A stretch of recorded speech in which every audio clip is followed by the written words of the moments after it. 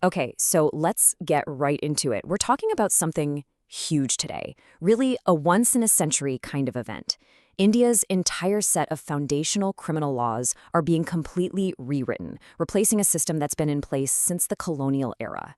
This is a massive shift, and we're going to break down exactly what it means. I mean, just think about that for a second. The core laws that define what a crime is and how it's punished, they've been completely overhauled. Understanding these changes is absolutely crucial for grasping the future of justice in India. So let's walk through exactly what's new. So here's our game plan. We'll start with the big picture, this foundational shift. Then we'll look at how major crimes are being redefined. After that, we'll get into new protections for women and children, explore some new types of punishments, and finally, see how legal procedures themselves are being modernized for the digital age. Okay, so let's start with the basics. This isn't just some minor update or a few tweaks here and there. Nope, it's a complete replacement. The entire foundation of criminal law, which was rooted in the colonial era, is being swapped out for a new system, one that's designed for modern India. So the old framework was called the Indian Penal Code, or the IPC, and it was basically a product of the 19th century. The new law is the Bharatiya Nyaya Sanhita, or BNS. And the whole stated goal here is to decolonize and modernize the legal system to make justice more streamlined and, actually relevant to today's world. Now, this is where that big foundational shift gets really interesting, because the BNS doesn't just relabel old crimes, it introduces entirely new categories to tackle very modern threats, like mob violence and organized crime. And this is a big one. For the very first time, mob lynching is defined as its own specific crime.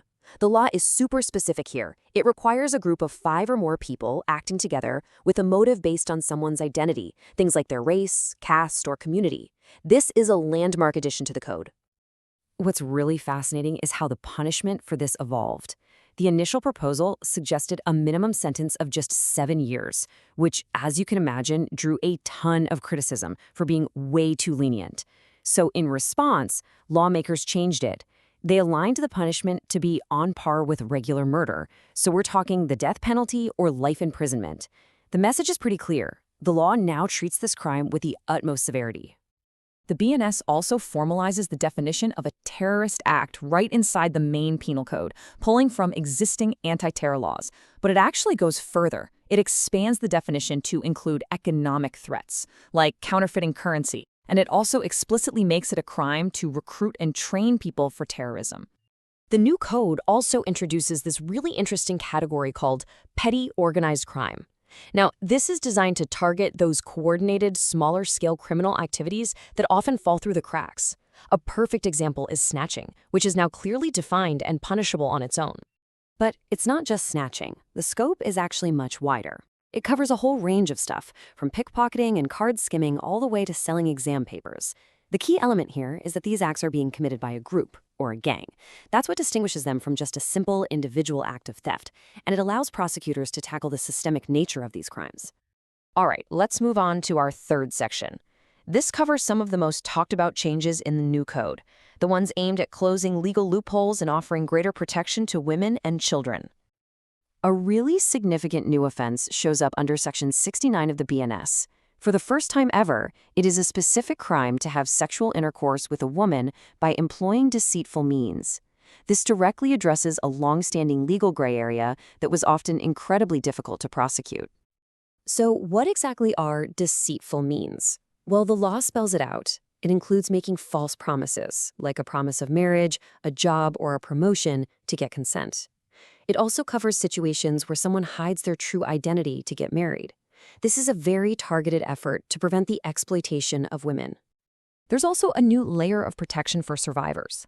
Under Section 73, it is now an offense to print or publish anything about rape or sexual assault trials without the court's permission. The goal here is pretty straightforward: to safeguard the privacy and dignity of survivors during what is already an incredibly difficult process. Okay, on to our fourth section. The BNS doesn't just redefine what counts as a crime, it also brings in new ways to punish them, moving beyond the traditional choices of just fines or jail time. One of the major innovations is the formal introduction of community service. The law defines it as court-ordered work that benefits the community, and there's no pay for the convict. This is really intended as a reformative punishment rather than a purely punitive one, especially for less serious offenses. So, when can a judge actually order it? Well, the BNS specifies a few key instances. It can be used for petty theft, but specifically when the stolen property is worth less than 5,000 rupees and it's been returned. It's also an option for things like public intoxication, defamation, and even attempted suicide, offering a real alternative to prison. And now for our final section. It's not just what is a crime that's changing, but also how the justice system actually works. The new laws are a major attempt to drag legal procedures into the digital age. Take electronic evidence, for example. There are two big changes here. First, digital records, think emails, text messages. They're now considered primary evidence, just like a paper document would be. But, and this is the really crucial second step, they must come with a certificate that verifies their authenticity. So it's easier to get them admitted, but there's a higher bar to prove they're real. The new laws also tackle virtual court proceedings. The initial proposal was super ambitious, allowing for entire trials to be conducted online. The final version, though, scales this back a lot, limiting virtual options to just specific parts of a case, like witness examinations. It's a much more cautious step into digital justice. Which brings us to a really critical question. What about the rules for arrest and police custody? This is where an individual's rights are most directly affected. Well, the changes are pretty nuanced. On one hand, there are new protections, like a ban on handcuffing people for economic offenses and a new 24-hour limit on minor preventative detentions. But there's also a major point of debate. Critics worry there's a loophole that could allow police to seek custody in stages, potentially extending the total time someone is held beyond that traditional 15-day limit. Look, we've covered new crimes, new punishments, new procedures, but this is really just the tip of the iceberg. We're talking about hundreds of legal sections that have been completely renumbered, redefined, and reorganized. This is a ground-up, total transformation of India's entire criminal justice system.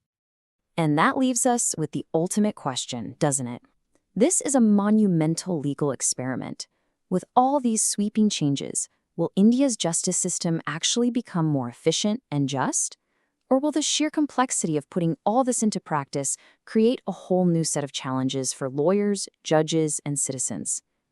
Only time will tell.